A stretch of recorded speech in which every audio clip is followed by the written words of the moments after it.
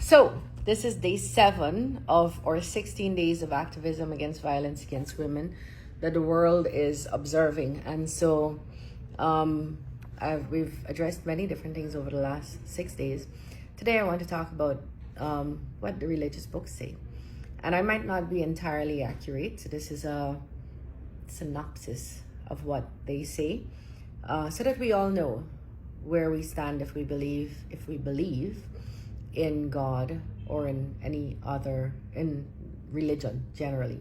So in the Bible, all violence is considered an offense against God and against humanity. Scripture is full of condemnations of violence. Time and again, violence is associated with wickedness and condemned as detestable to the Lord. So for example, Psalm 11, Proverbs 3 and 10. In particular, violence against women is condemned. If you're Christian, you're not supposed to be beating up your wives or girlfriends or any woman. In Jewish law, rape was viewed as equivalent to murder. In Deuteronomy 22:26, you can find that kind of example, as was pressuring a woman physically. Again, Deuteronomy 22, verses 25 to 27. Or psychologically, Deuteronomy 22, chapter 22, verses 28 to 29, into sex. So you're not supposed to pressure your women into physically, psychologically, or sexually. And abuse of women is equivalent to murder. So you can't be Christian and beating up your women and your wives. The Quran, when read in its entirety, along with the teachings of Prophet Muhammad, fundamentally condemns and prohibits the abuse of women, whether physical, emotional, or financial. I hope you're hearing that. Islamic texts emphasize kindness, respect, mercy, and equity within marriage. Some core principles: the Quran, chapter 4:19, explicitly commands men to live with their wives in kindness. So that's kindness and respect. On love and mercy, the Quran 30:21, marriage is described in the Quran as a relationship built on mutual affection and mercy.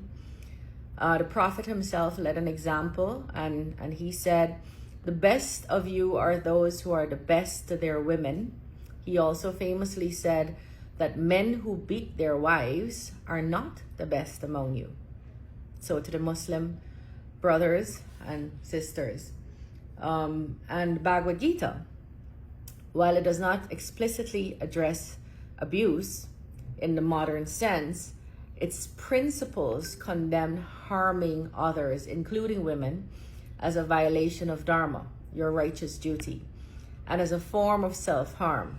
It emphasizes that one should not exploit others through desire, noting that men should not cast evil eyes on other men's wives, a principle illustrated by the story of Lord Rama punishing Ravan. The text encourages taking action against injustice. Hope you heard that. Taking action against injustice, such as abuse, but with a spirit of detachment from the outcome and a focus on one's duty, not on emotional reactions like anger or attachment. They consider in the text harm against another to be self-harm because it ultimately harms oneself. Abuse is a violation of dharma.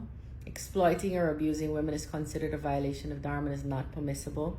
Action against injustice is encouraged.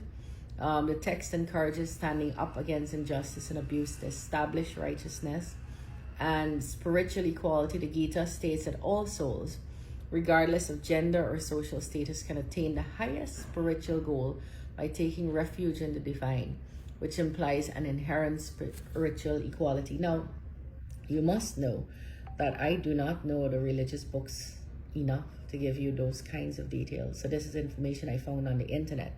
What I do know is that there can be no God that is just and righteous, that loves us all, that made us all in his form, that would allow you to beat up your wife, to financially hurt her, to rape her, to emotionally abuse her, to verbally abuse her.